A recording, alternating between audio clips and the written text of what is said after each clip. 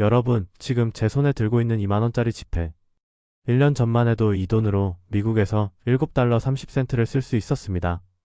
그런데 지금은요? 6달러 80센트밖에 못 씁니다. 같은 만원인데 50센트가 증발해버린 겁니다. 여러분의 돈이 아주 조용히 줄어들고 있습니다. 오늘 아침 환율을 확인해 보셨나요? 원달러 환율이 1470원을 넘나들고 있습니다. 그냥 숫자 하나 오르는 거 아니냐고요? 천만의 말씀입니다. 이 숫자 하나가 여러분의 식탁을, 지갑을, 그리고 미래를 완전히 바꿔놓을 겁니다. 연세대학교의 한 경제학 교수는 최근 인터뷰에서 이렇게 말했습니다. 추세대로라면 1,500원대도 충분히 가능한 수준이다. 여러 증권사 애널리스트들도 입을 모아 경고하고 있죠. 빠르면 올해 안에, 늦어도 내년 상반기에 1,500원을 돌파할 거라고요.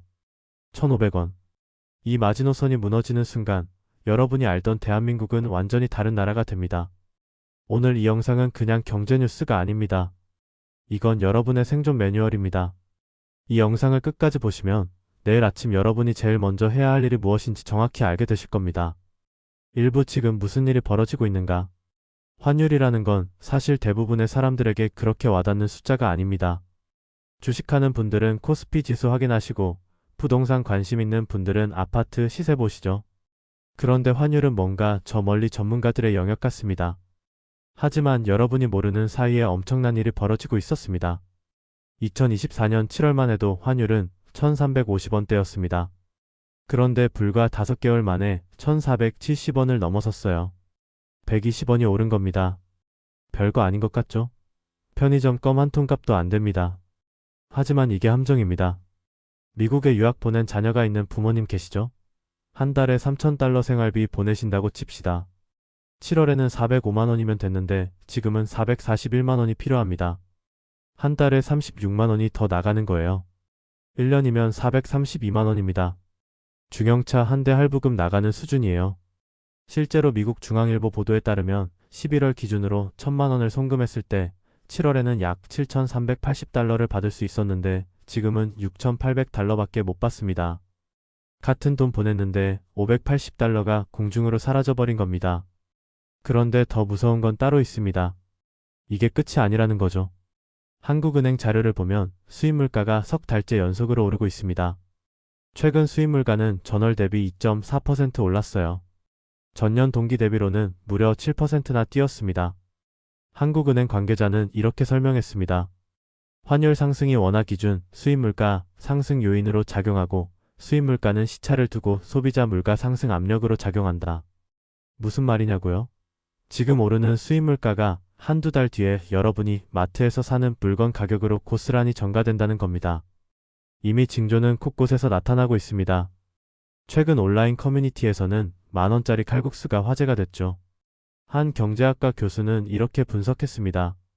식당 주인들이 가격을 올리는 게 아니라 환율이 수입물가를 밀어올리고 있고 이게 외식물가로 전이되고 있는 상황이다.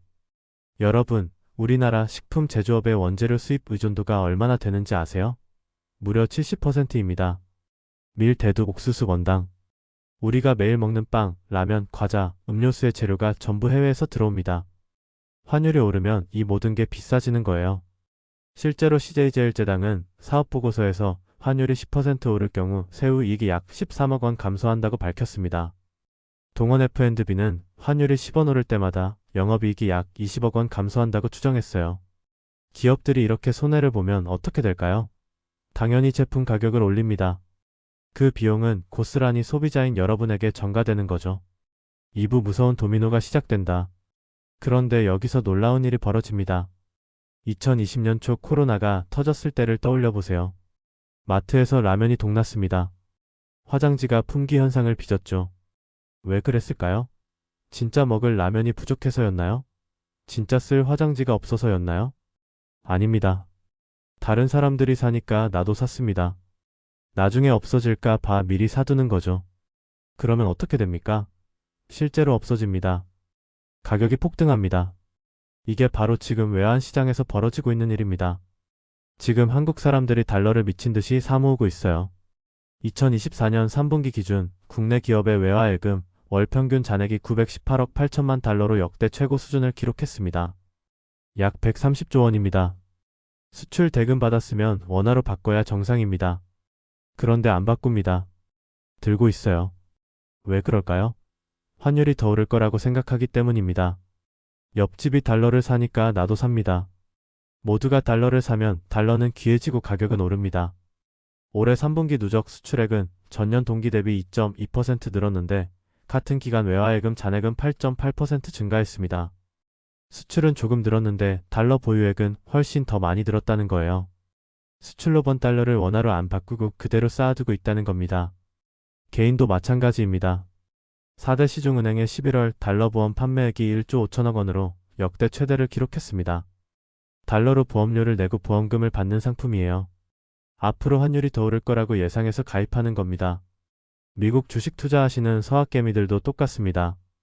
환율이 오를수록 원화 기준 수익률이 올라가니까요.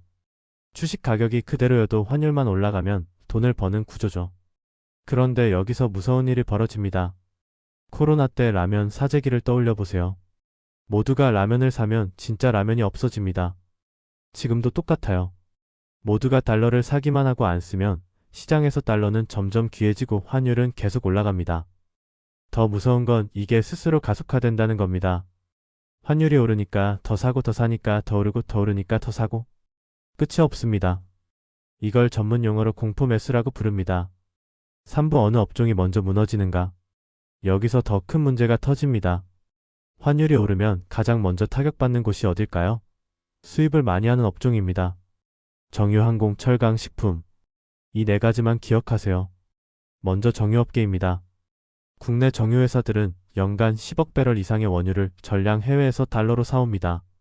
하루에 약 270만 배럴을 수입해요. 매일매일 어마어마한 달러가 빠져나가는 겁니다. SK이노베이션은 사업보고서에서 환율이 10% 오를 시 법인세 차감 전 순이익이 약 1,544억 원 감소한다고 분석했습니다. 환율이 1,400원에서 1,500원으로 오른다고 가정하면 약 7%가 오르는 건데 비례 계산하면 약 1,000억 원 넘는 손실이 생기는 거예요. 정유회사가 손실을 보면 뭘 합니까? 유류세를 올립니다. 주유소 기름값이 오릅니다. 여러분이 출근할 때 차에 넣는 휘발유 가격이 오르는 거죠.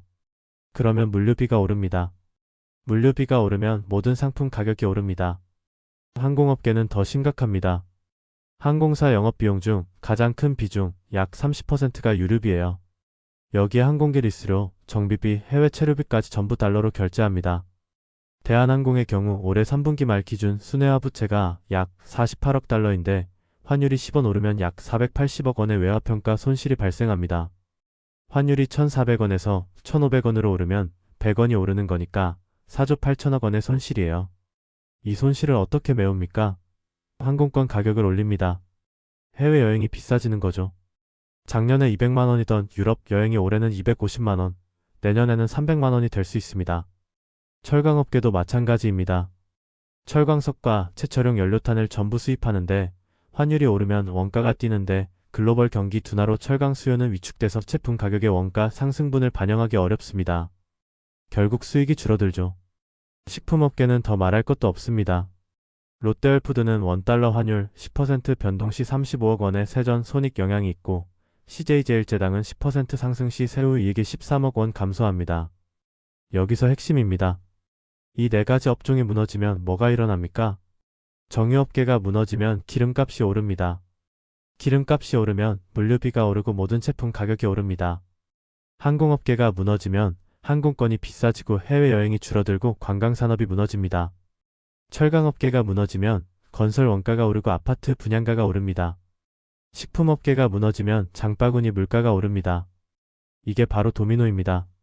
하나가 무너지면 연쇄적으로 무너지는 거예요. 사부 물가 폭탄이 터진다. 그런데 이건 시작에 불과합니다. 한국개발연구원에서 분석한 결과를 보면 소름이 돋습니다. 환율이 1%포인트 오르면 소비자 물가는 0.04%포인트 상승합니다. 환율이 1,400원에서 1,500원으로 오르면 어떻게 됩니까? 100원이 오르는 거니까 약 7%포인트죠. 물가가 0.28% 오릅니다.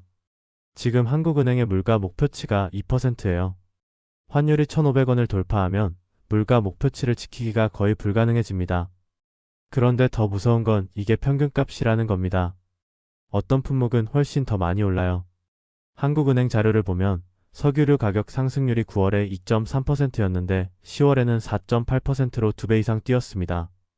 물가가 오르면 금리를 내리기 어려워집니다. 한국은행은 경기를 살리려면 금리를 내려야 하는데 물가가 오르면 금리를 못 내려요. 금리를 내리면 물가가 더 오르니까요. 금리를 못 내리면 어떻게 됩니까? 대출받은 사람들은 계속 높은 이자를 내야 합니다. 기업은 투자를 못하고 개인은 소비를 줄입니다. 경기가 더 나빠지는 거죠. 최근 경제 전문가 10명을 대상으로 한 설문조사에서 전문가들은 단기적인 금리 조정이나 구두 개입보다 경제 성장률을 끌어올리고 투자 환경을 안정시키는 구조적 처방이 필요하다고 강조했습니다. 지금 상황은 일시적인 게 아니라 구조적인 문제예요. 밴드를 붙인다고 해결될 게 아니라 수술이 필요한 겁니다. 오부 국민연금까지 동원되는 상황. 그럼 이 문제를 어떻게 해결해야 할까요? 정부는 국민연금을 동원하기로 했습니다. 2024년 11월 24일 기획재정부와 보건복지부, 한국은행, 국민연금이 사자 협의체를 구성했어요. 환율 안정 대책을 마련하기 위해서죠. 핵심은 국민연금의 환해지입니다. 국민연금이 해외에 투자한 자산을 팔아서 달러를 한국으로 가져오는 거예요. 달러 공급이 늘어나면 환율이 내려가겠죠. 국민연금은 전체 해외 자산의 최대 15%까지 환해지를 할 수 있습니다. KB국민은행 이코노미스트는 원달러 환율 1480원대가 전략적 환해지 발동 가능 구간이라고 말했습니다. 좋아 보입니까? 국민연금이 나서면 환율을 잡을 수 있을 것 같습니까? 그런데 여기 함정이 있습니다. 환해지를 하면 국민연금의 수익률이 떨어집니다. 해외 자산을 팔아서 원화로 바꾸는 순간 해외 투자로 얻을 수 있는 수익을 포기하는 거니까요. 국민연금은 우리의 노후 자금입니다. 수익률이 떨어지면 미래에 받을 연금이 줄어듭니다. 한 대학 교수는 이렇게 말했습니다. 국민연금의 증시 안전판 역할을 과도하게 기대하는 건 바람직하지 않다. 여기서 딜레마가 생깁니다. 환율을 잡으려면 국민연금을 써야 하는데 국민연금을 쓰면 우리의 노후 자금이 줄어듭니다. 환율을 안 잡으면 물가가 오르고 경기가 나빠집니다. 뭘 선택하든 국민만 손해예요. 육부 왜 이런 상황까지 온 걸까? 그렇다면 정부는 왜 이런 선택을 해야 하는 상황까지 온 걸까요? 왜 미리 막지 못했을까요? 답은 간단합니다. 막을 수 없었기 때문입니다. 지금 한국 경제에는 세 가지 거대한 흐름이 동시에 일어나고 있어요. 하나는 서학개미의 해외 투자입니다. 한국 사람들이 미국 주식을 삽니다. 달러를 사서 미국 주식 시장으로 돈을 보냅니다. 올해 개인 투자자들의 해외 투자 규모가 작년보다 훨씬 늘었어요. 또 하나는 기업들의 해외 직접 투자입니다. 한미 관세 협상 타결 이후 한국 기업들이 미국에 직접 공장을 짓기로 했습니다. 10년간 최대 200억 달러씩 투자하기로 했죠. 이것도 결국 달러가 한국을 빠져나가는 겁니다. 마지막은 외국인의 증시 이탈입니다. 11월 첫째 주에만 외국인이 코스피 시장에서 7조 원 넘게 팔아치웠어요. 외국인이 한국 주식을 팔고 달러로 바꿔서 나갑니다. 이 세 가지가 동시에 일어나면서 한국에서 달러가 빠져나가고 있어요. 달러가 빠져나가면 환율이 오릅니다. 당연합니다. 그런데 여기서 더 무서운 사실이 있습니다. 이게 일시적인 현상이 아니에요. 현대경제연구원 보고서를 보면 최근 환율 급등은 불확실한 대외 여건이 미치는 영향이 크다. 시장이 가장 꺼리는 불확실성이 커지는 국면에서 대외 의존도가 높고 위험 자산으로 분류되는 원화 가치가 더 가파르게 절하되고 있다고 분석했습니다. 세계 경제가 불안해지면 사람들은 안전한 자산을 찾습니다. 안전한 자산이 뭡니까? 달러입니다. 금입니다. 원화는 안전한 자산이 아니에요. 그래서 불안해지면 원화를 팔고 달러를 삽니다. 한 교수는 이렇게 지적했습니다. 제조업 중심의 한국 경제에 대한 신뢰가 약해지면서 달러가 들어오는 힘이 줄었다. 한증권사 연구원도 국내 성장률이 2010년대 후반 이후 미국보다 낮아지면서 펀더멘털이 약화된 흐름이 고착된 문제라고 평가했습니다. 한마디로 정리하면 이겁니다. 한국 경제의 체력이 예전만 못합니다. 세계 시장에서 한국의 위상이 떨어지고 있어요. 그래서 환율이 1,500원을 돌파하는 게 시간 문제입니다. 7부 1997년 외환위기와 지금은 다르다. 1997년 외환위기를 기억하십니까? 당시 환율이 얼마까지 올랐는지 아세요? 1,900원입니다. 1997년 초에 842원이었던 게 1,900원까지 올랐어요. 1년 만에 1,000원 넘게 뛴 겁니다. 그때 무슨 일이 있었습니까? 기업들이 줄줄이 도산했습니다. 은행이 망했습니다. 실업률이 8.7%까지 치솟았어요. 거리에는 실직자들이 넘쳐났고 사람들은 금모으기 운동을 했죠. 그런데 지금은 그때와 다릅니다. 이창용 한국은행 총재는 이렇게 말했습니다. 과거에는 환율 상승이 대외 부채 상환 부담으로 신용위기를 초래했지만 지금은 대외 순자산국으로서 환율 변동이 경제위기로 이어지지 않는 구조다. 대외 순자산국이 뭡니까? 한국이 외국에 투자한 돈이 외국인이 한국에 투자한 돈보다 많다는 겁니다. 외국인이 돈을 다 빼가도 남는 돈이 있어요. 그러니까 걱정하지 말라는 거죠. IMF 때처럼 국가 부도는 안 납니다. 하지만 말입니다. 국가 부도가 안 난다고 해서 여러분의 삶이 안전하다는 뜻은 아닙니다. 한 신문 사설을 보십시오. 올해 1월부터 11월 10일까지 평균 환율이 1,412원으로 외환위기 직후인 1998년 평균치인 1,397원을 웃돈다. 환율이 1,000원대에서 움직이던 시절과 비교하면 국민 재산이 40% 이상 날아간 셈이다. 국가 부도는 안 나도 여러분의 재산은 줄어들고 있어요. 물가는 오르고 월급은 그대로고 돈의 가치는 떨어지고 있습니다. 그래서 환율 1,500원 돌파가 무섭습니다. IMF 같은 극적인 사건은 안 일어나지만 서서히 삶의 질이 떨어져요. 개구리를 뜨거운 물에 넣으면 깜짝 놀라서 뛰쳐나옵니다. 하지만 미지근한 물에 넣고 천천히 데우면 개구리는 뜨거운 줄도 모르고 죽습니다. 지금이 딱 그 상황입니다. 팔부 우리는 어떻게 해야 하는가? 이제 가장 중요한 질문입니다. 우리는 어떻게 해야 합니까? 가장 먼저 생각해야 할 건 달러 자산입니다. 한은행 PB는 금융 자산 중 약 20%를 달러 자산으로 운용할 것을 권했습니다. 모든 걸 원화로만 들고 있으면 환율이 오를 때 손해를 봅니다. 달러 예금이든 달러 펀드든 미국 주식이든 상관없어요. 중요한 건 일부는 반드시 달러로 들고 있어야 한다는 겁니다. 어떻게 하면 될까요? 한 번에 다 바꾸지 마세요.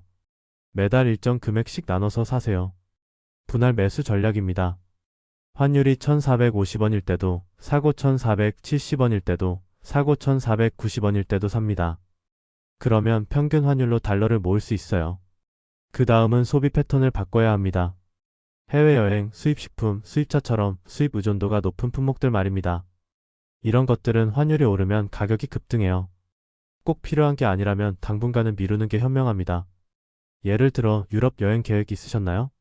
지금 가면 작년보다 20% 더 비쌉니다. 환율이 안정될 때까지 6개월만 미루면 수백만 원을 아낄 수 있어요. 그리고 매달 나가는 고정비를 최대한 줄여야 합니다. 월세, 대출이자, 통신비, 보험료 이런 것들이 쌓이면 생각보다 큰 부담이 됩니다. 통신비 한번 확인해 보세요. 오지무제한 요금제 쓰시는데 실제로는 데이터 10GB도 안 쓴다면? 요금제 낮추면 한 달에 2-3만 원 아낍니다. 1년이면 30만 원이에요. 보험도 마찬가지입니다. 중복 보장 없는지 확인하세요. 똑같은 보장을 2개 들고 계실 수도 있어요. 한 개만 남기고 해지하면 보험료가 줄어듭니다. 환율이 오르면 물가가 따라오르고 결국 생활비 전체가 늘어나는 구조예요. 고정비를 줄여놔야 버팁니다. 구부위기 속 기회를 찾아라. 반면에 기회를 찾을 수도 있습니다. 수출 관련 업종을 주목하십시오. 환율이 오르면 손해보는 업종도 있지만 이득보는 업종도 분명 있어요. 반도체, 조선, 자동차 같은 수출 기업들은 환율이 오르면 수출 경쟁력이 올라갑니다. 생각해보세요. 삼성전자가 반도체를 미국에 100달러에 팔았다고 칩시다. 환율이 1,400원일 때는 14만 원이었는데 환율이 1,500원이 되면 15만 원이 돼요. 똑같은 제품을 팔았는데 수익이 1만 원 늘어나는 겁니다. 조선업은 더 극적입니다. 배 한 척 가격이 수천억 원이에요. 환율이 100원만 올라도 수백억 원의 환차익이 생깁니다. 실제로 최근 조선 3사의 주가가 상승한 이유 중 하나가 바로 이거예요. 주식에 관심이 있다면 이런 업종을 눈여겨보는 것도 방법입니다. 다만 주의하세요. 제가 특정 종목을 추천하는 게 아닙니다. 업종의 흐름을 이해하고 스스로 판단하셔야 해요. 무엇보다 중요한 건 긴급 자금입니다. 현금으로 최소 6개월치 생활비는 확보해 두십시오. 왜 6개월이냐고요? 환율이 1,500원을 돌파하면 예상치 못한 일이 생길 수 있어요. 회사가 어려워져서 월급이 밀릴 수도 있고 물가가 급등해서 생활비가 부족할 수도 있습니다. 실제로 2008년 금융위기 때 많은 사람들이 갑자기 직장을 잃었어요. 그때 긴급 자금이 있던 사람과 없던 사람의 운명은 완전히 달랐습니다. 있던 사람은 6개월 동안 여유 있게 재취업을 준비했고, 없던 사람은 당장 다음 달 월세조차 걱정해야 했죠. 그때 움직일 수 있는 건 결국 현금뿐입니다. 주식은 팔아야 현금이 되고, 부동산은 팔리는데 몇 달이 걸려요. CMA나 MMF 같은 황금성 높은 상품에 넣어두세요. 부채가 있다면 지금이 줄일 때입니다. 특히 변동금리 대출을 받고 있다면 고정금리로 바꾸거나 원금을 갚는 게 좋습니다. 왜 그럴까요? 환율이 오르면 금리를 내리기 어렵습니다. 금리가 높은 상태로 오래 유지되면 이자 부담이 눈덩이처럼 불어나요. 예를 들어 3억 원 대출을 변동금리 4%로 받았다고 칩시다. 한 달 이자가 100만 원이에요. 만약 금리가 5%로 오르면 125만 원이 됩니다.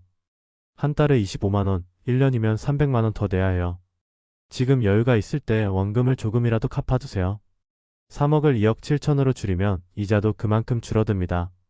마지막으로 수입원을 다양화해야 합니다. 환율이 오르는 시대에는 한 가지 수입원만으로는 위험해요. 회사 월급만 믿고 살면 회사가 무너졌을 때 같이 무너집니다. 부업이든 투자든 무엇이든 추가로 돈을 벌 수 있는 방법을 찾아야 해요. 요즘은 온라인으로 할 수 있는 일이 많습니다. 글쓰기, 영상 편집, 프로그래밍, 디자인, 번역.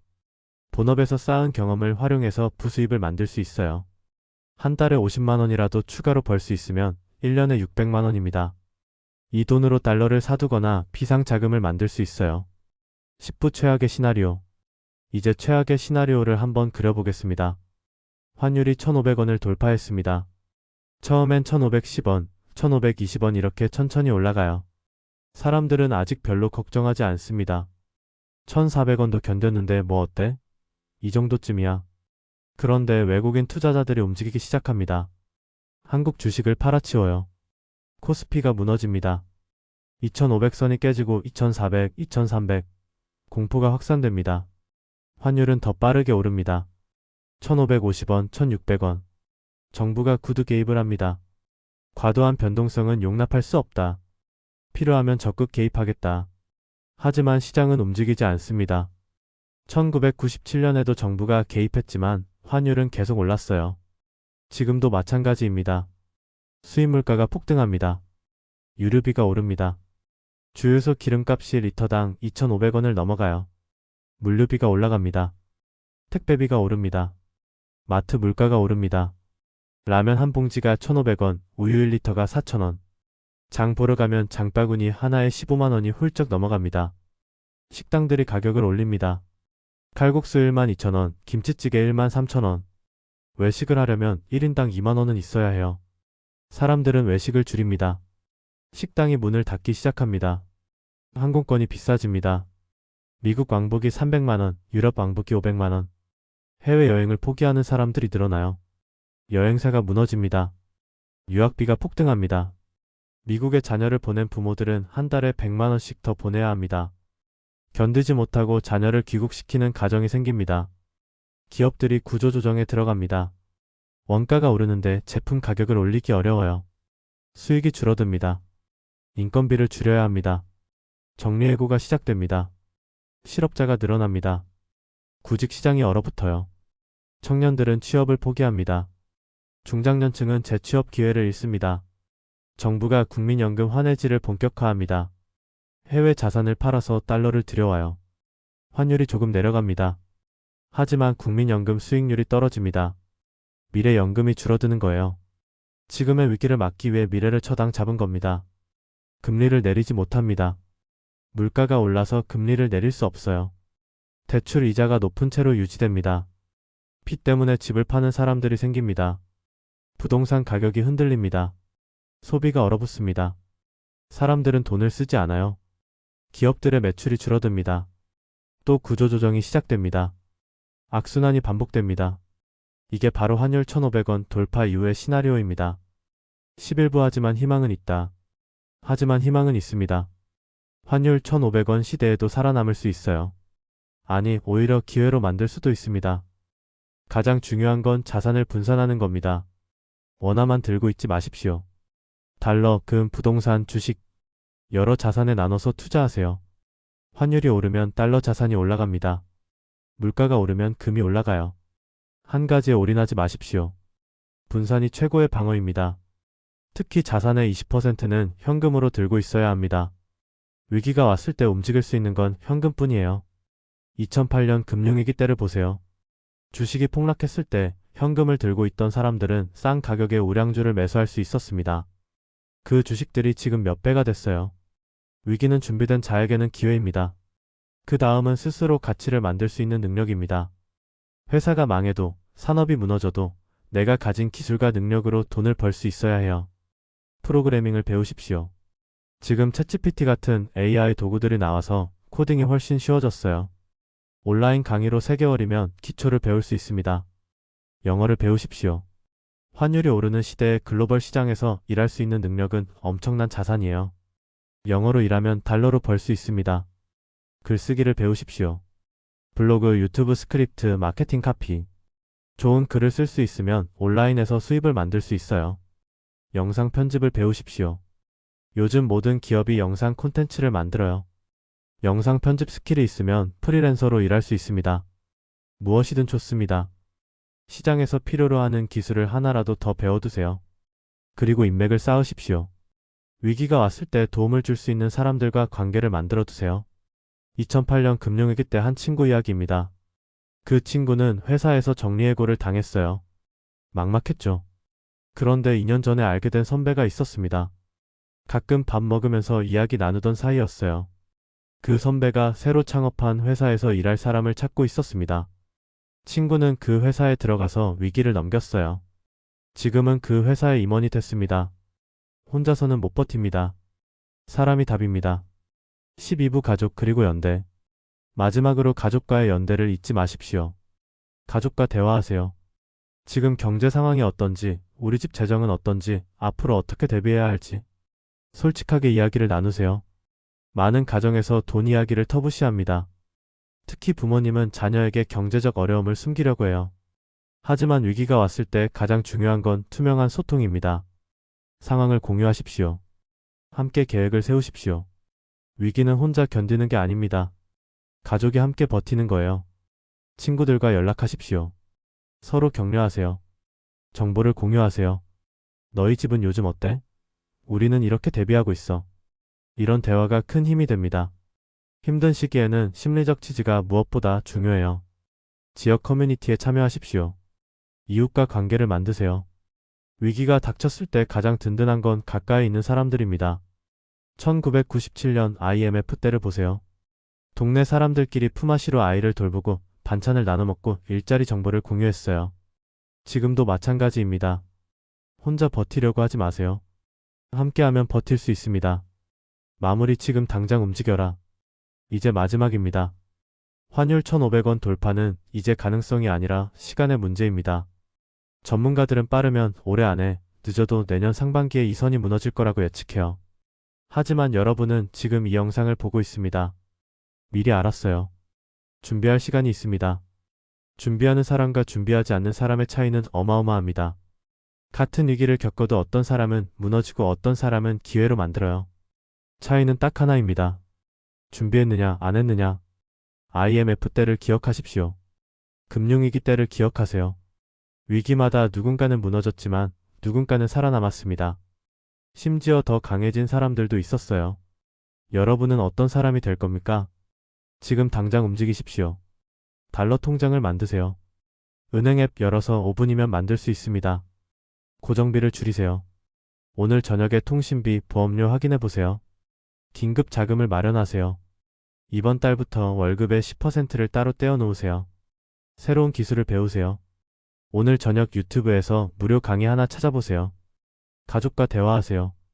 저녁 식사 때 이야기를 꺼내보세요. 환율 1,500원 시대. 그 거대한 폭풍이 곧 밀려옵니다.